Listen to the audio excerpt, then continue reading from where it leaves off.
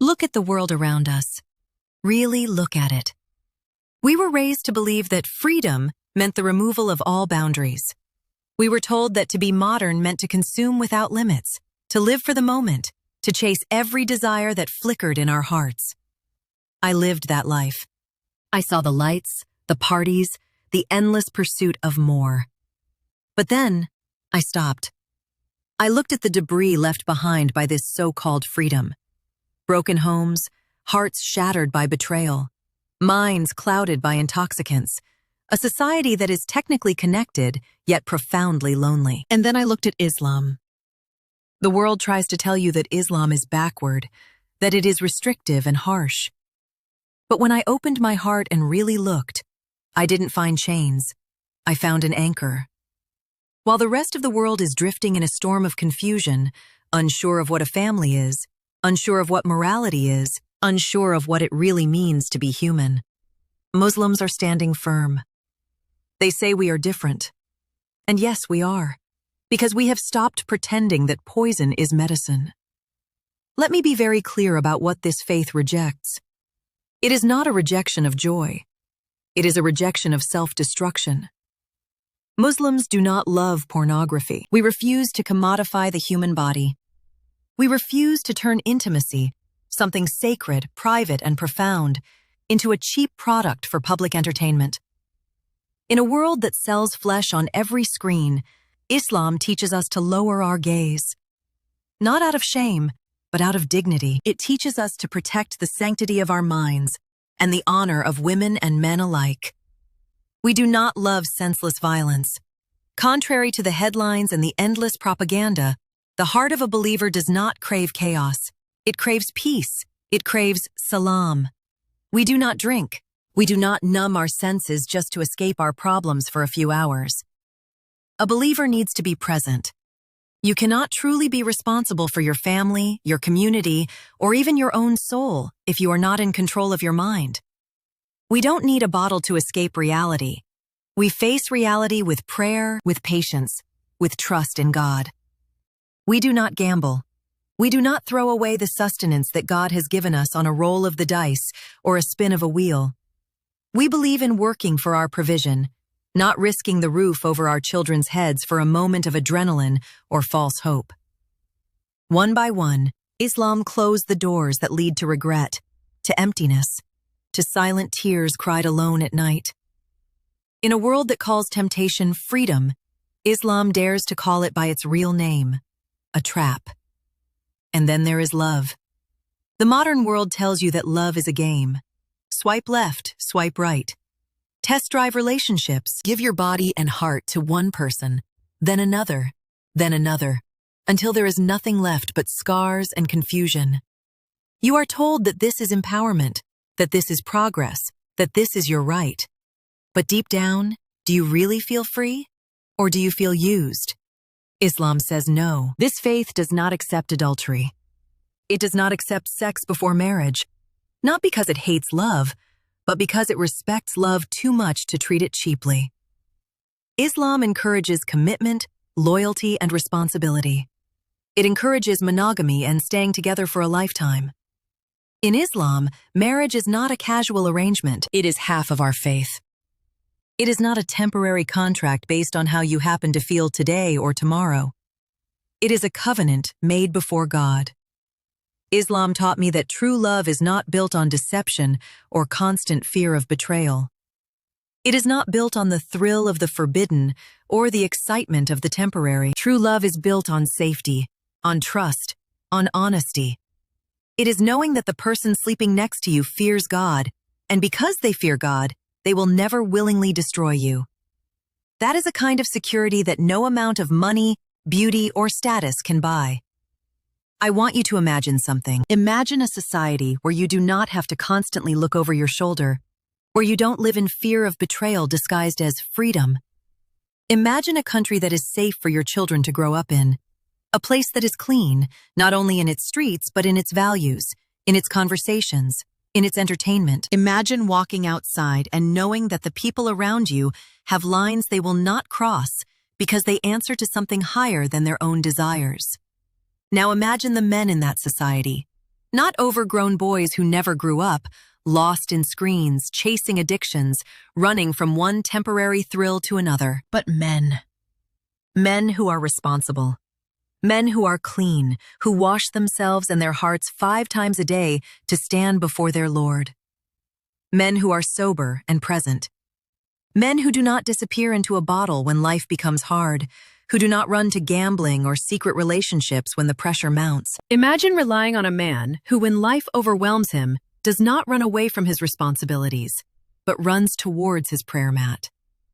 A man who, in his moment of weakness, doesn't look for another woman, another drug, another distraction, but places his forehead on the ground and says, "Oh Allah, help me." When he rises from that prayer, he comes back to his family with more strength, more patience, more mercy. This is the kind of man Islam shapes. This is the kind of home Islam builds. That is the Islamic model. That is the future I see. A society where you can depend on people, not because they are perfect, but because they are anchored in something greater than themselves, something eternal. And yes, I know what the skeptics will say, but what about the violence? What about the terror? What about the headlines?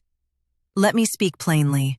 Terrorism is not Islamic. The killing of innocent people has no place in a faith that begins almost every chapter of its holy book with the words, "In the name of God, the most compassionate, the most merciful."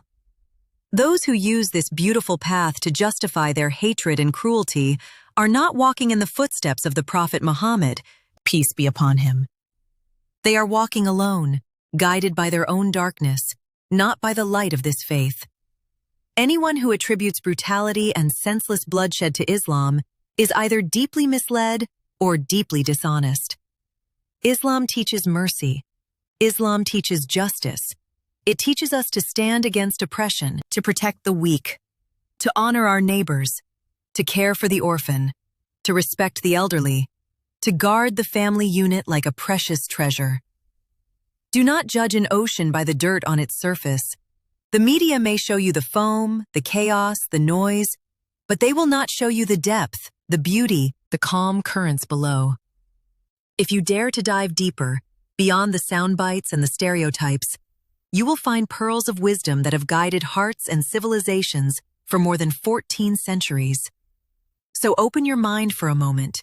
Step away from the headlines, the fear-mongering, the endless stream of negativity. Look instead at the reality of the human condition. People are tired. The world is exhausted. Exhausted by broken families, by meaningless relationships, by addictions that are disguised as hobbies, by a culture that celebrates narcissism and calls it confidence, that glorifies selfishness and calls it independence. The victory of Islam will not come through force. It will not come through oppression. It will come quietly, powerfully, inevitably, through truth. Through the simple, undeniable reality that the human soul needs God, that we need a moral compass, that we need boundaries to protect us from our own impulses, that we need a framework that honors our bodies, our minds, our hearts, and our families. While other models of life crumble under the weight of their own contradictions, the Islamic model stands firm. When the family structure collapses elsewhere, the Muslim family, with all its struggles, imperfections, and challenges, will remain rooted in something sacred. When addiction tears through communities, there will still be homes where alcohol never touches the lips, where gambling is never entertained, where pornography never enters. Because the people in those homes know that God is watching, and they choose His pleasure over temporary thrills.